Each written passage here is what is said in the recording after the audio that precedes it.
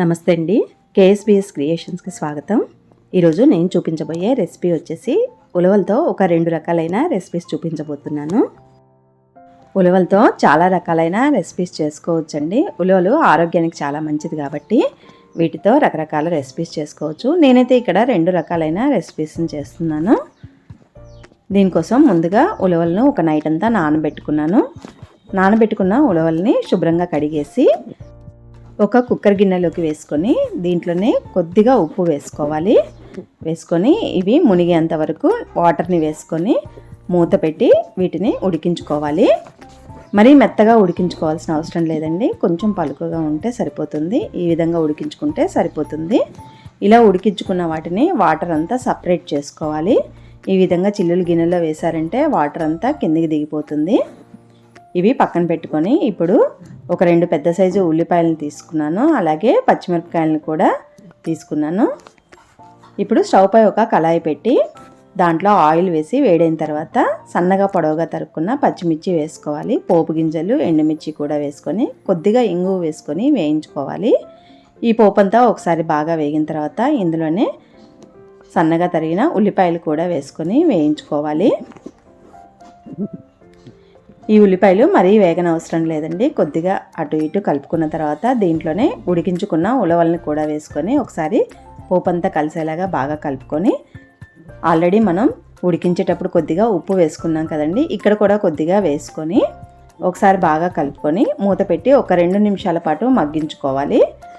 Already ఉలవలు మనకి ఉడికిపోయాయి కాబట్టి ఎక్కువసేపు ఉడకవలసిన అవసరం లేదండి, ఒక 2-3 నిమిషాలు మగ్గితే సరిపోతుంది. తర్వాత మూత తీసి ఒకసారి కలుపుకొని సన్నగా తరిగిన కరివేపాకు, కొత్తిమీరని వేసి కూడా ఒకసారి కలుపుకున్నామంటే మనకి ఉలవల పోపు రెడీ అండి. ఇది ఈవినింగ్ టైంలో పిల్లలకి మంచి స్నాక్ ఐటెంగా పెట్టచ్చు. పిల్లలకైనా పెద్దలకైనా చాలా బలం కదండి. ఈవినింగ్ టైంలో పిల్లలు స్కూల్ నుంచి ఇంటికి వచ్చేసరికి ఆకలేస్తూ ఉంటుంది కదండి. ఈ విధంగా హెల్తీగా చేసి పెట్టారంటే పిల్లలు చాలా ఇష్టంగా తింటారు, రుచిగా కూడా ఉంటాయి కాబట్టి. ఇప్పుడు ఈ ఉలవలతోనే ఇంకొక రెసిపీ, మనం ఉలవల్ని వడకట్టుకున్నాం కదా, ఉడకబెట్టుకున్న తర్వాత దాని నుంచి వచ్చే వాటర్తో ఉలవచారుని చేసుకుందాము. దీన్నే ఉలవకట్టు అని కూడా అంటారు. ముందుగా కొన్ని ఉడికించిన ఉలవల్ని మిక్సీ జార్లో వేసుకొని మెత్తగా పేస్ట్ లాగా చేసి పక్కన పెట్టుకోవాలి. అలాగే స్టవ్ పై ఒక గిన్నెని పెట్టి దాంట్లో ఆయిల్ వేసి వేడిన తర్వాత సన్నగా పొడవుగా తరిగిన పచ్చిమిర్చి ఇంకా పోపు గింజలు వేసి ఇవి కొంచెం వేగిన తర్వాత ఇందులో ఇంగువని వేసుకొని, ఇష్టమైతే ఇందులో ఉల్లిపాయలు కూడా వేసుకోవచ్చండి. ఉల్లిపాయలు వేసుకోకపోయినా పర్వాలేదు, నేనైతే వేసుకున్నాను. ఉల్లిపాయలు కొంచెం మగ్గిన తర్వాత కొంచెం ఇంగువ, ఎండుమిర్చి అలాగే కరివేపాకును కూడా వేసుకొని వేయించుకోవాలి. ఇలా కొద్దిగా వేయించుకున్న తర్వాత దీంట్లోకి ఉలవల్ని ఉడికించుకొని వడకట్టుకున్న వాటర్ ఉన్నాయి కదా, అవి వేసేసుకోవాలి. దీంతో పాటుగా మిక్సీ పట్టుకున్నాం కదా, ఆ పేస్ట్ని కూడా వేసేసుకోవాలి. ఈ 2 వేసుకున్న తర్వాత మిక్సీ గిన్నెలో కొంచెం వాటర్ పోసి తిప్పి అవి కూడా వేసేసుకోవాలి. ఇప్పుడు ఇందులోకే కొద్దిగా పసుపు, రుచికి తగినంతగా ఉప్పు వేసుకోవాలి. అలాగే 1 చెంచా వరకు సాంబార్ పౌడర్ని వేసుకోవాలి.